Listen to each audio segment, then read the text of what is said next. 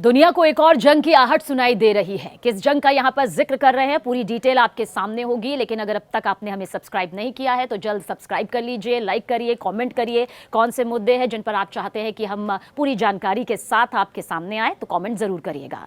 बहरहाल, Hamas chief Ismail हानिया की हत्या हुई, जिसके बाद दुनिया को एक और जंग की आहट यहां पर सुनाई दे रही है। दरअसल ईरान और इजरायल के बीच जो तनाव यहां पर बढ़ गया है, उसके बाद से गाजा में शांति का जो प्लान नजर आ रहा था, बीच का एक छोटा मोटा रास्ता नजर आ रहा था, वो भी अब ठंडे बस्ते में जाता हुआ दिखाई देता है। पहले हिजबुल्लाह के टॉप कमांडर फुआद शुक्र की हत्या और अब इस्माइल हानिया के कत्ल ने मिडल ईस्ट में तनाव को इस कदर बढ़ा दिया है कि एक और जंग की आहट सुनाई दे रही है। ईरान अब इजरायल पर हमला करने के लिए पूरी तरह से बेचैन है, बेताब है और किसी भी कीमत पर अब कोई भी मौका गंवाना नहीं चाहता है। ईरान ने अमेरिका पर मिली भगत का आरोप भी लगाया है। वो कहता है कि ये मिली भगत है जिसके चलते ये हत्याकांड को अंजाम दिया गया। ईरान ने अब इजरायल से बदला लेने की कसम खा ली है और उधर बेन्यामिन नेतन्याहू भी देख लेने की बात कह रहे हैं, यानी कि किसी भी कीमत पर अब कोई भी पीछे हटने को तैयार नहीं है। ये वो आहट है जो बताता है कि किस तरह से तीसरा विश्व युद्ध, यानी कि एक और युद्ध जो है वो अपने चरम पर नजर आ रहा है। हालांकि अब तक इजरायल ने सार्वजनिक तौर पर हमास चीफ की हत्या की जिम्मेदारी नहीं ली है, लेकिन शक जाहिर सी बात है वहीं पर जाता है। एक रिपोर्ट सामने आई, रिपोर्ट समझिए आप। इजरायली खुफिया एजेंसी मोसाद ने हमास के पॉलिटिकल विंग के मुखिया इस्माइल हानिया का काम तमाम किया है। वैसे सच कहा जाए तो ऐसी कई रिपोर्ट्स अब तक सामने आ चुकी है, क्योंकि सीधे सीधे मोसाद ही है वो एजेंसी जो दुनिया के किसी भी कोने में छिपे इजरायल के दुश्मन को ढूंढ निकालता है और उसका काम तमाम कर देता है। बहरहाल, मोसाद ने तेहरान के एक गेस्ट हाउस में विस्फोटकों को लगाने के लिए ईरानी सुरक्षा एजेंट्स को काम पर रखा था। इसी गेस्ट हाउस में हमास चीफ हानिया ठहरा हुआ था। हालांकि मोसाद के लिए ये कोई नई बात नहीं थी।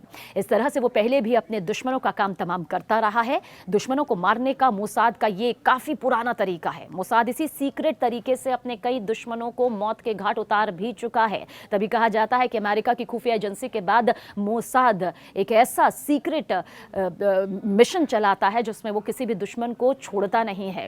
वैसे कभी विस्फोटक तो कभी साइबर अटैक से तो कभी जहर देकर दुश्मनों को मारने का मोसाद का पुराना रिकॉर्ड यहां पर रहा है। हमास चीफ इस्माइल हानिया की हत्या मोसाद के पिछले कुछ ऑपरेशन से बिल्कुल मिलती जुलती नजर आती है। जैसे कि मोसाद ने 1978 में popular front for the liberation of फिलिस्तीन यानी कि PFLP के नेता वादी हद्दाद की हत्या भी कुछ इसी तरह से की थी।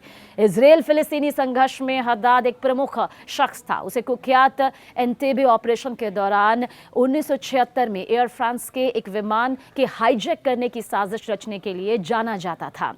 जानते हैं कि कौन है वो वादी हद्दाद जिसका जिक्र अब यहां पर किया जा रहा है, क्योंकि बताया जा रहा है कि इस्माइल हानिया की मौत की साजिश भी कुछ इसी तरह से यहां पर रची गई थी। इजरायल की खुफिया एजेंसी मोसाद एंटेबे अपहरण कांड का बदला लेना चाहती थी। अपहरण के पीछे मास्टरमाइंड वादी ही मोसाद का टारगेट था, और जो मोसाद के टारगेट पर आ जाता है, कहते हैं मोसाद उसे किसी भी कीमत पर छोड़ता नहीं है। इस अटैक के बाद वादी हद्दाद मोसाद की हिट लिस्ट में आ गया था, और इसके बाद उसका काम तमाम करने के लिए इजरायली जासूसी एजेंसी मोसाद ने एक बहुत ही शांत और सीक्रेट तरीका यहां पर चुना। मोसाद ने एजेंट सेडनेस नाम की एक एजेंट को ये मिशन यहां पर सौंपा, और इस एजेंट की वादी हद्दाद के घर और कार्यालय तक ये पहुंच गई। उस वक्त की बात अब करते हैं जब टूथपेस्ट को मोसाद ने अपना हथियार बनाया था। सुनने में थोड़ा अजीब लग रहा होगा, लेकिन टूथपेस्ट, इसी को हथियार बनाया सीक्रेट एजेंसी मोसाद ने।